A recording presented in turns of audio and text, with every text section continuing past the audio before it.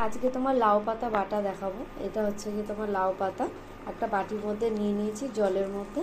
এটা সেদ্ধ করে নেব। আর সাথে এখানে কালো জিরা আছে, কাঁচা লঙ্কা, রসুন, আর এই যে লাউ পাতাটা সেদ্ধ করে নেব। চলো তোমাদেরকে দেখাচ্ছি লাউ পাতা বাটাটা কিভাবে করব। এখন পেস্ট করব। সেদ্ধ করে নিয়েছি পাতাগুলো,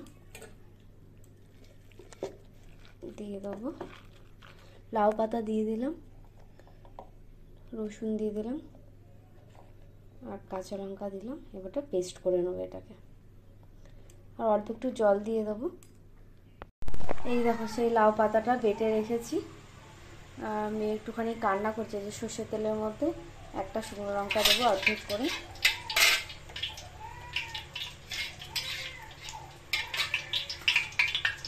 একটু কালো জিরা দেবো। বড় মেয়ে সামলাচ্ছে মেয়েকে, তাও ছোটো মেয়ে খুব কাঁদছে, একটু কান্নার আওয়াজ শোনা যাচ্ছে।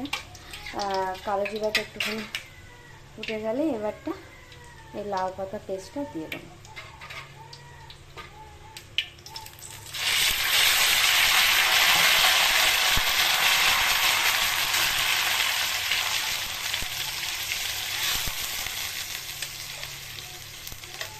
এবারটা নুন দিয়ে দেবো স্বাদ মতো,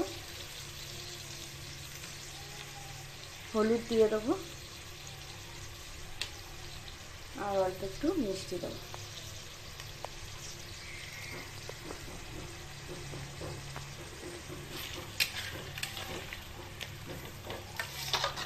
আর এই লাউ পাতা বাটা কার কার ভালো লাগে গরম ভাতের সাথে খেতে, তোমরা কিন্তু কমেন্ট করে অতি অবশ্যই জানাবে। খুব ভালো করে জলটা যাতে একদম মজে যায়, যেহেতু পাতাটা সেদ্ধ করে নিয়েছিলাম, তার যেটুকু জল আছে যাতে একদম শুকিয়ে যায় ততক্ষণ নাড়তে হবে। এটা গন্ধটা যা বেরিয়েছে কি বলবো তোমাদের।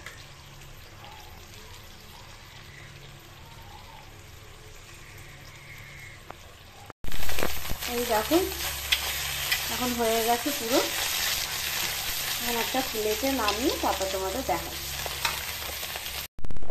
এই দেখো লাউ পাতা বাটাটা আমি একটুখানি সুন্দর করে সাজিয়েছি। উপর থেকে সামান্য একটুখানি সর্ষের তেল দিয়ে দেবো। এই দেখো এইভাবে করেছি। তো আমি যেভাবে বানিয়েছি এইভাবে তোমরাও বানিও বাড়িতে। তা তোমাদের যদি এই লাউ পাতা বাটাটা খুব ভালো লেগে থাকে আমার এই রেসিপিটা, তাহলে তোমরা অতি অবশ্যই সাবস্ক্রাইব করো, লাইক করো আর কমেন্ট করো মামান ডটাস চ্যানেলে।